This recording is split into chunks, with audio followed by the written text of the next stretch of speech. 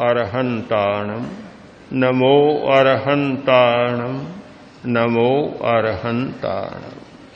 ज्योतिपुंज गुरुदेव, ज्योति की साधना करने वाले साधक। प्राणी दो प्रकार के होते हैं, प्रशिक्षित और अप्रशिक्षित। प्रारंभ में हर प्राणी अप्रशिक्षित होता है, फिर कुछ प्राणी प्रशिक्षित हो जाते हैं, किए जाते हैं। प्रशिक्षित प्राणी का व्यवहार एक प्रकार का होता है और अप्रशिक्षित का व्यवहार दूसरी प्रकार का होता है। अप्रशिक्षित को राजस्थान में अनाड़ी भी कहते हैं, अनाड़ी आदमी। और प्रशिक्षित होता है तो वह अनाड़ीपन चला जाता है।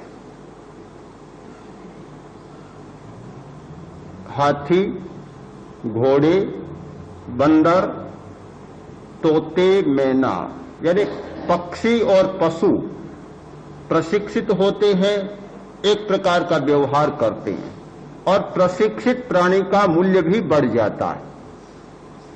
एक जंगली तोते का जो मूल्य होता है उससे ज्यादा मूल्य होता है एक प्रशिक्षित तोते का। हाथी और घोड़े बहुत प्रशिक्षित होते हैं और बहुत अच्छे करतब दिखाते हैं। प्रणाम करते हैं हाथी, अभिवादन करते हैं और भी बड़े बड़े चमत्कार दिखाते हैं। और एक प्रशिक्षित बांदर या भालू आता है, सैकड़ों लोग देखने लग जाते हैं उनके करतबों को। तो प्रशिक्षण से एक विशेष शक्ति जागृत होती है।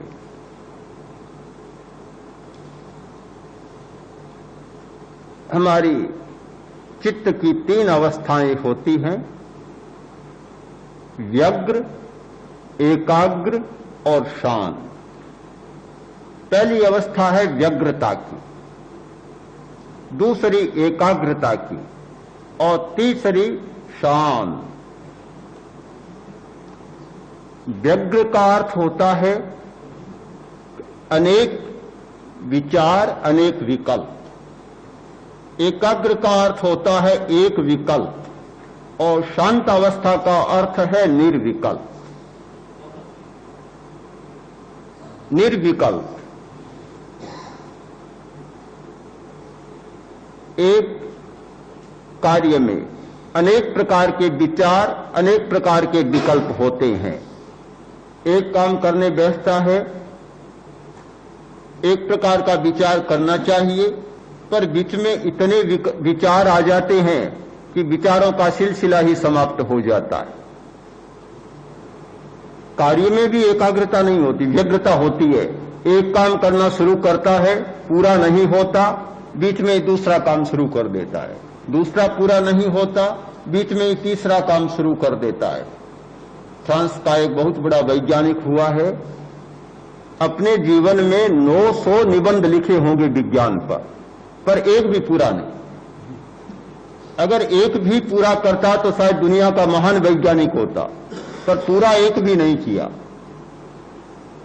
हमने देखा है थली प्रदेश में बीकानेर, पुराने बीकानेर राज्य में राजलदेसर नाम का एक गांव, वहां एक कर्मचारी था। बड़ी विचित्र आदत थी। किसी सेठ ने कहा कि मेरी लड़की को रतनगढ़ पहुंचाना। अच्छा, तैयार होकर आता, गया, दूसरा मिला और दूसरे ने कहा कि भाई घर में अभी आटा नहीं है, रसोई करने की जरूरत है, जल्दी है, आटा बाजार से ला दो। अच्छा, जाता हूं। आटा लेने की तैयारी में लगा। तीसरा मिला और कोई काम कहा, कभी यह बहुत जरूरी काम है। अच्छा, जाता हूं। पहले को छोड़ा, दूसरे को छोड़ा, तीसरे को छोड़ा। अब लड़की को पहुंचाने वाला तो प्रतीक्षा करता ही रहे कि कब आएगा, पता ही नहीं। कोई भी कहता उसे स्वीकार कर लेता, पहला काम धरा का धरा रह जाता। यह हमारी व्यग्रता होती है। चाहे चिंतन की व्यग्रता, चाहे कार्य की व्यग्रता। यानी एक काम को पूरा करना नहीं जानते, एक काम पर एकाग्र होना नहीं जानते। एक के बाद एक दूसरा विचार आता है, एक के बाद दूसरी प्रवृत्ति सामने आ जाती है और उसमें लग जाते हैं। काम पूरा नहीं होता, विचार पूरा नहीं होता, चिंतन पूरा नहीं होता। यह असफलता का सबसे बड़ा कारण। मनुष्य असफल कैसे हो सकता है? इतनी क्षमता है मनुष्य में कि वह जीवन में असफल क्यों हो और कैसे हो, यह बात समझ में भी नहीं आती। किंतु असफलता के पीछे एक ऐसा चक्र घूम रहा है, उस चक्र को जब तक समाप्त नहीं किया जाता तब तक सफलता की बात नहीं हो सकती। अगर कोई पूछे कि सफलता का रहस्य क्या है, तो शायद उत्तर देना कठिन हो सकता है। पर यदि कोई ये बात पूछे कि असफलता कैसे होती है, तो बहुत सीधा उत्तर है कि व्यग्र बनो और असफल हो जाओ। कोई कठिनाई नहीं है, सीधा उत्तर है, निश्चित उत्तर है कि चिंतन की व्यग्रता और प्रवृत्ति की व्यग्रता, अनेक विकल्प और अनेक कार्य करने वाला व्यक्ति अपने जीवन में निश्चित असफल होगा, इसमें कोई संदेह नहीं। जो एक बात पर टिकना नहीं जानता जब तक कि वह बात पूरी न हो जाए, एक कार्य पर टिकना नहीं जानता जब तक कि वह कार्य पूरा न हो जाए, कैसे सफल हो सकता है? आज व्यापारी बना, दुकान खोली और 5 दिन बाद दुकान को बंद किया, पढ़ने चला गया, 5 दिन बाद पढ़ाई छोड़ दी और किसी नौकरी में चला गया, 5 दिन बाद नौकरी छोड़ दी, किसी और काम में लग गया। कैसे सफल हो सकता है? सफल होने के लिए एक दिशा का चुनाव करना होता है, निश्चित विचार करना होता है, निश्चित दिशा का चुनाव और निश्चित प्रस्थान करना होता है। तो हमारी एक अवस्था होती है व्यग्रता की, और इस अवस्था से ग्रस्त लोग बहुत हैं। पागल खाने में वे लोग ही ज्यादा जाते हैं जो व्यग्र होते हैं। मैंने पढ़ा कुछ दिन पहले कि अमेरिका में 5 लाख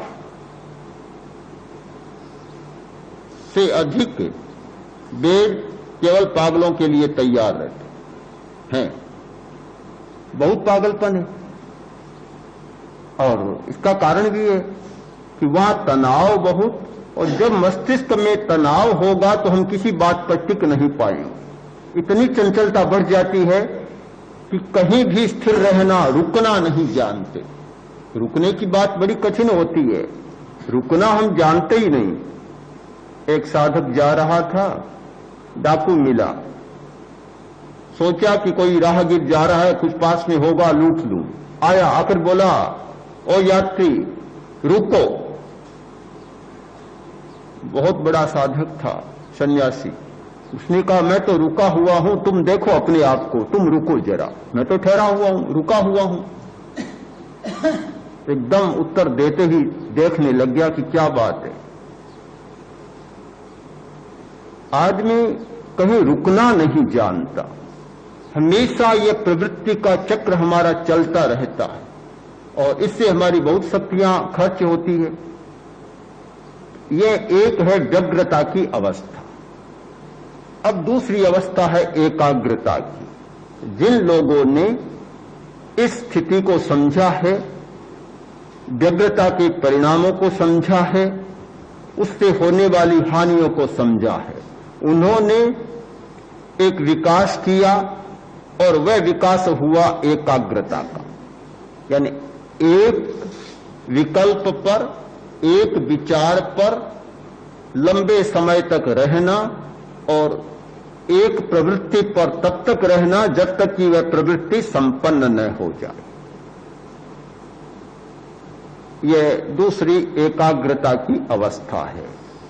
एक कोई विकल्प ले लिया और उस विकल्प पर 10 मिनट, 20 मिनट, 50 मिनट आदमी टिका रहा, एकाग्रता हो गई। एक कोई कार्य लिया और उस कार्य पर जब तक कि वह कार्य पूरा न हो जाए उस कार्य पर लगा रहा। कठिन बहुत होता है एक विकल्प पर टिकना। हमारी ऐसी स्थिति है, एक विकल्प पर, एक कल्पना पर, एक चिंतन पर और एक स्मृति पर टिकने की बात होती है, बीच में इतने विकल्प आ जाते हैं कि अभ्यास के बिना, प्रयोग के बिना यह कभी सिद्ध नहीं होता। गमन योग करना है, केवल चलना है, पर चलने की क्रिया है, चलने का विकल्प लिया है, संकल्प लिया है, पर चलते चलते तो कितने विचार आ जाते हैं। लिखने बैठे, लिखना है, पर लिखते लिखते दूसरे कितने विचार आ जाते हैं। बहुत कठिन बात है। एक श्वास को देखना है, पर श्वास को देखते देखते कितने विचार और कितने विकल्प आ जाते हैं। ये विकल्पों का जो सिलसिला चलता है तो नहीं पाते, ये एक सामान्य बात है, स्वाभाविक है हर व्यक्ति के लिए। किंतु वे व्यक्ति जो अभ्यास के द्वारा चेतना की ऐसी स्थिति का निर्माण करते हैं कि एक विकल्प पर रहना सीख जाते हैं, तो हमारी चित्त की दूसरी अवस्था बनती है एकाग्रता।